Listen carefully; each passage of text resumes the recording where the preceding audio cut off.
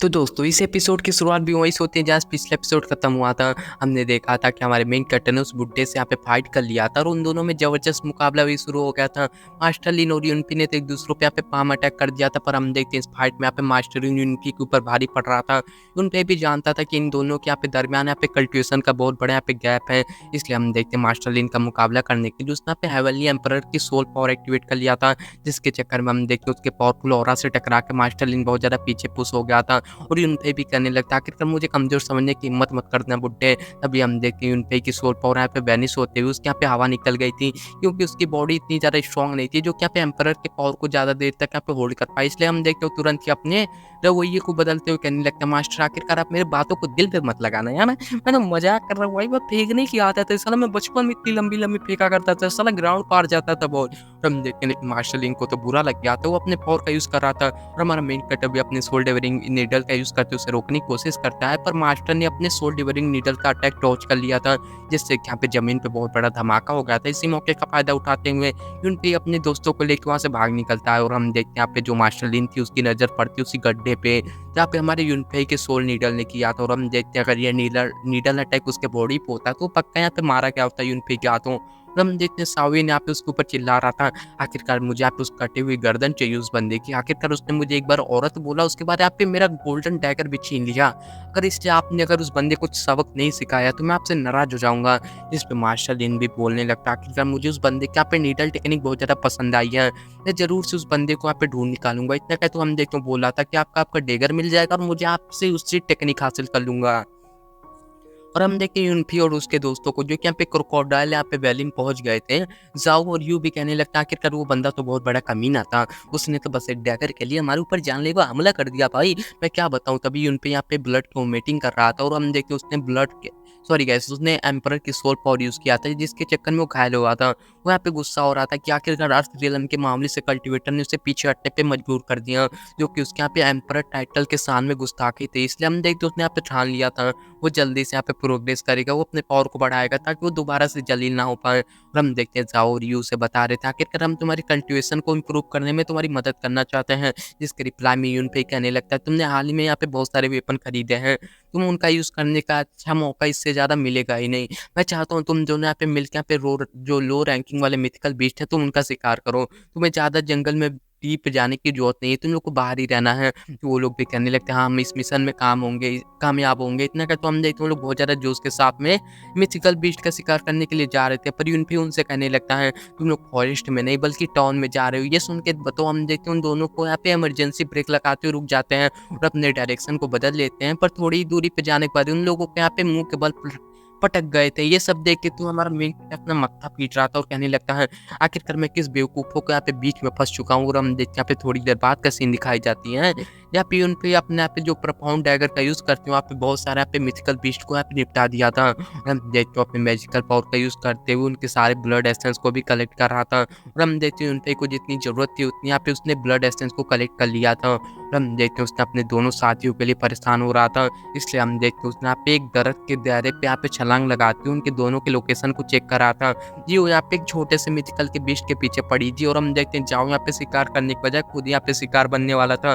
और हम देखते हैं डिमोनिक बीस्ट उसे बहुत ज्यादा तेजी से भगा रहा था, और हम देखते हैं उसे चिल्ला चिल्ला के भागता हुआ देख के यूनफे को हंसी आ रही थी। और हम देखते हैं उतने में यहाँ पे यूनफे की एक छोटी सी यहाँ पे व्हाइट फॉक्स नजर आती है, जिसके कि पीछे यहाँ पे दो भेड़िए पड़े थे। और हम देखते हैं छोटी सी फॉक्स इतनी ज्यादा तेज थी वो बिल्कुल उन भेड़ियों के चंगुल में नहीं आ रही थी। और हम देखते हैं यूनफे भी सोच रहा था आखिरकार ये छोटी सी फॉक्स ने यहाँ पे एक ब्लड डेविल वुल्फ को यहाँ पे प्रोवोक किया है, सच में ये फॉक्स तो बहुत बढ़िया पे दिलचस्प होगी। इतना का तो हम देखते हैं भेड़ियों से उस फॉक्स को घेर लेते हैं। अब उस पे यहाँ पे फॉक्स के पास में भागने का रास्ता भी नहीं था। यूनफे ने देखा उस यहाँ पे जो फॉक्स है उसने उन भेड़ियों का अर्थ मदर पिल चुरा लिया, इस चक्कर में वो भेड़ियों से मारना चाहते हैं। और हम देखते हैं इनफेक्ट यहाँ पे जो फॉक्स है वो इतनी वाली हिम्मत वाली थी, उसने यहाँ पे भेड़ियों के सामने उस एसेंस को निगल लिया था।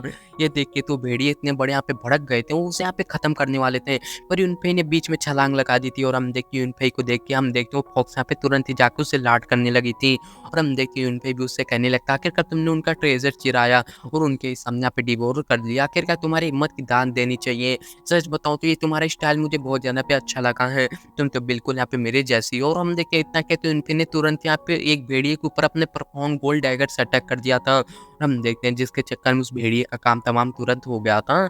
ये देख के तो हम देखते हैं दूसरा वाला भेड़िया यहाँ पे तुरंत यहाँ पे रोर करने लगा था। वो अपने साथियों को यहाँ पे बुला रहा था और हम देखते हैं जिसके बाद में वो अपने पावर को यहाँ पे इंक्रीज़ करते हुए तुरंत ही उन पे के ऊपर अटैक करने के लिए बाहर अटैक कर देता है। पर हम देखते हैं हमारा मेन कैरेक्टर हवेली स्टेप टेक्निक का यूज़ करते हुए इधर-उधर भाग रहा था और हम देखते हैं छोटी फॉक्स भी उसका पीछा कर रही थी।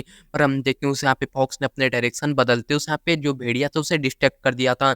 इस जो भेड़िया यहाँ पे यूनफे को छोड़ के फॉक्स के पीछे जा रहा था, पर हम देखते हैं फॉक्स को यहाँ पे खत्म कर पाए उससे पहले यूनफे ने उसके ऊपर हमला कर दिया था, जिसके चक्कर में यहाँ पे उल्फ का भी काम तमाम हो गया था। और हम देखते हैं यूनफे यहाँ पे उस लाट को करते हुए कहने लगता है उस फॉक्स को, आखिरकार तुम तो बहुत बड़ी स्मार्ट हो, आखिरकार तुम अच्छे से जानते हो दुश्मनों का ध्यान कैसे भटकाते हैं। और हम देखते हैं फॉक्स को भी यहाँ पे यूनफे बहुत ज़्यादा पसंद आया था और पसंद यहाँ पे यूनफे भी बहुत आया था इसको। हम देखते हैं दोनों को यहाँ पे एक दूसरे को पसंद आ गए थे, इसलिए हम देखते हैं हमारा मेन कैरेक्टर को भी उस इलाके में यहाँ पे थोड़ा-सा अजीब लगता है और हमारा मेन कैरेक्टर भी समझ गया था सनफ्लावर अब यहाँ पे उगने वाला है, इसलिए हम देखते हो तुरंत वहाँ से रवाना हो गया था। और फॉक्स भी उसे जाता हुआ देख के यहाँ पे स्माइल कर रही थी। मेरे ख्याल से गाइस इसकी कोई और भी आइडेंटिटी होगी जो कि अभी तक रिवील नहीं हुई है। और हम देखते हैं अपना जो मेन कैरेक्टर था उस लेक के पास में पहुँच गया था, जहाँ की वो सनफ्लावर यहाँ पे ग्लो होने वाला है, पर उसने देखा वहाँ पे बहुत सारे लोग ऑलरेडी पहुँच चुके हैं और वो सभी लोग यहाँ पे उस सनफ्लावर को हासिल करना चाहते हैं। और हम देखते हैं तभी सावन ने यहाँ पे तुरंत यहाँ पे पहुंच गया था।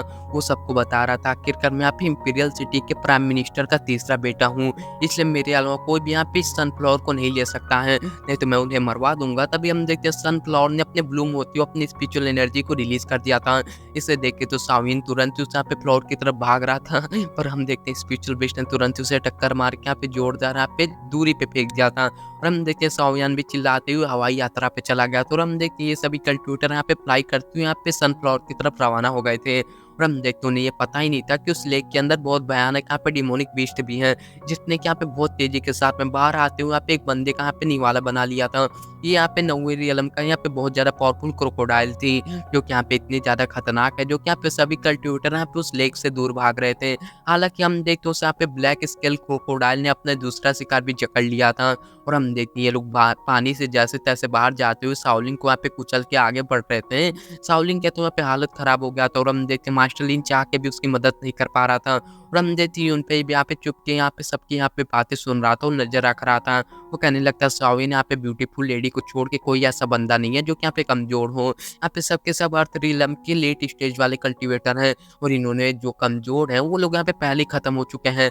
आखिरकार कितने भी कोशिश क्यों ना कर लूँ, आखिरकार मैं इन सभी का एक साथ मुकाबला नहीं कर सकता हूँ कि यहाँ पे जो सनफ्लावर को हासिल करने के लिए मुझे कोई और पैतरे का यूज करना होगा। और हम देखते उतने में मास्टर लीन ने यहाँ पे उन सभी से कहने लगता आखिरकार ये 90 रैंकिंग वाली यहाँ पे क्रोकोडाइल है, इसे हम लोग अलग अलग होके के तो बिल्कुल खत्म नहीं कर सकते, इसलिए क्यों ना हम यहाँ पे सभी लोग मिल के यहाँ पे पहले इसका काम तमाम करते हैं। उसके बाद हम लोग यहाँ पे किस सनफ्लावर किसे मिलेंगे बाद में डिसाइड कर लेंगे, ये हमारी एबिलिटी पे डिपेंड करेगा। और साविन जानबूझ के बेहोश होने का नाटक कर रहा था, पर यूनफी उनकी चाल समझ गया था। तब हम देखते मास्टर ने यहाँ पे बहुत सारे कल्टिवेटर को यकीन दिलाने के लिए अपने 2 सर्वेंट को भी मार दिया था। और वो कहने लगता है हमारे यंग मास्टर इस बैटल में हिस्सा नहीं लेंगे क्योंकि वो ऑलरेडी बहुत बड़े यहाँ पे नाजुक है। और ये सुनने के बाद उन कल्टिवेटर को भी मास्टर के ऊपर भरोसा हो गया था। और हम देखते ये सभी लोग मिलते हुए वहाँ पे उस क्रोकोडाइल के ऊपर अटैक करने के लिए रवाना हो गए थे। और हम देखते मास्टर लीन ने हवा में छलांग लगाते हुए अपने यहाँ पे क्रैब जैसे हाथ को यहाँ पे समन कर लिया था, जिन्होंने यहाँ पे बहुत ज्यादा तेजी के साथ में उस क्रोकोडाइल को दबोच लिया था। और वो तीनों कल्टिवेटर भी अपने यहाँ पे टेक्निक का यूज करते उन क्रोकोडाइल के ऊपर अटैक कर रहे थे, जिसके चक्कर में हम देखते सभी ने अपने डिवाइन वेपन का यूज करते उन क्रोकोडाइल को यहाँ पे बुरी तरीके से घायल कर दिया था।